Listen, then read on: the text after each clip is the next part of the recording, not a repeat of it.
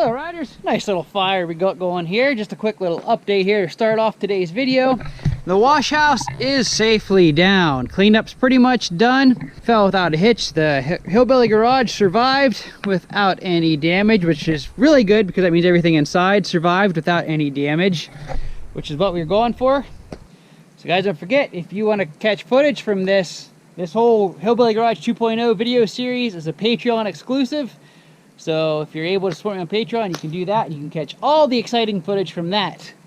Now today, I was hoping to have everything ready to go so I could give you guys a second video in replacing the wet clutch springs and Mighty Mouse. However, with the virus going around, everything shipping wise is slowed down, or either slowed down or come to a halt. So we're waiting on stuff for that to come to finish that up. And gotta get this done and do a little testing before we start the turbo build. However, another very good thing has happened, and that is Mr. Greg here. He delivered all the parts for Raging Rhino. Well, not quite all the parts. We won't get into that. We are missing a couple things. But the majority of the parts is here enough that we can get the motor back together, back in there, and then work on a couple other things like replacing the front wheel bearings, replacing the front A-arm and stuff. So I'm pretty much just going to zip it, and we'll let Greg go over what our build actually is. So first off, Greg, before we get into the specifics, what's our build going to be? This is going to be as far as the displacement, it's going to be I think the crank is plus 5 millimeters, so it's going to make 777 cc's, and we're going to be running around 11:1 compression. So here is all the parts laid out from left to right. Here's the cylinder. Got when Jason did the teardown, we realized we needed some new wheel bearings. We got that. Wheel bearing seals here. Got a new stage 1 cam. James at JBS is hooked us up with all the parts here. He knows these motors inside and out, so he recommended all these parts, and that's what we got. He recommended the stage 1 cam because it's easier to tune. So we got the stage 1 cam. Chains here for the motor. We got a new this is a water pump, valve springs. I think these are Raptor valve springs, valve spring seals, and new valves for exhaust and intake, new head studs, new oil pump, new stator, because whenever Jason tore the motor down, looks like it had an internal oil leak and was leaking into the stator and destroyed the stator, so that's probably why the battery wasn't staying charged. So we have new stator. We have a new wet clutch drum, new high volume radiator. Another part we found that needed some attention was the front suspension, and new crank, new stroker crank here, seal, and piston back here. Shine, new parts. Look at that. Look at the shine. Woohoo! And I think that's about it as far as the parts. And what we're missing right now, I guess we can go over that. We don't have we're going to have a JBS Extreme sheave, a new OEM belt, and we're going to have a new fuel controller on here, obviously. So that's all we're waiting for. Once he gets that shipped out to us, and we'll be good to go. But we can get the motor together now and go ahead and start assembling the motor. So right now we have, I think it was 2,800 and change to get all this. That's including the parts that haven't shipped yet. So.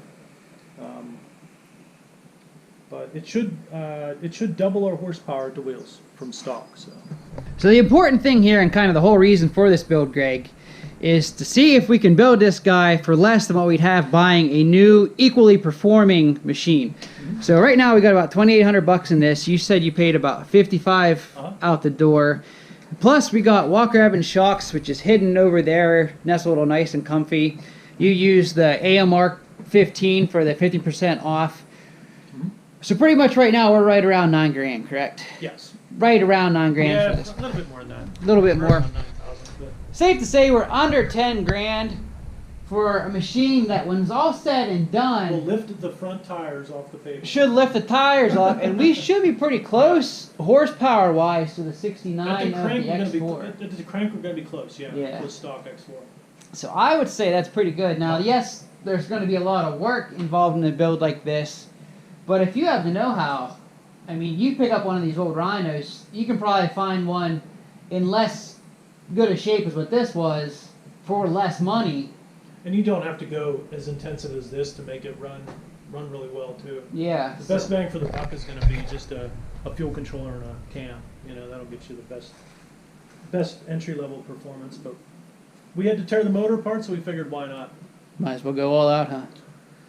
I'm gonna go ahead and get it all together and drive it a bunch before he realizes it's done, so I can play with it. Oh, just kidding. Just kidding. That's okay. We'll have to let him take a maiden voyage in it. So the real question will be, when all is said and done, how's she going to perform against drag racing the X4? It is going to walk the X4. I am a little worried. I'm thinking that you're definitely going to get me off the gun. With that linear power delivery that thing has, you're going to beat me off the gun.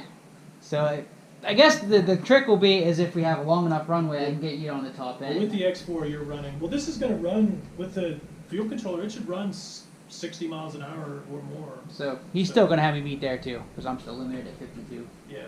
Till well, the racing sponsors my build and gives me that tune for free, right? Sure. Yeah, and that turbo kit too, which is coming out. When are they releasing it? I don't know. We're still waiting to hear from that. So, Top secret. Well, the Rhino should go. I'm expecting 0 to 30. What was it in the 5s? Running. Yeah.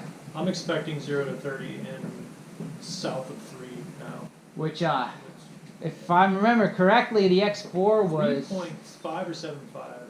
Yeah. 3.75. Yeah. So yeah, I'm a little nervous, but that's all right. Because I'm doing the build. It won't break my heart if he outruns the X4. That'll just give me something to shoot for with it. So, guys, that was just a quick little update video. Like I said, with everything being held up with Mighty Mouse here, I didn't get my video for this week's shot because I'm still waiting on things to get here to finish that up.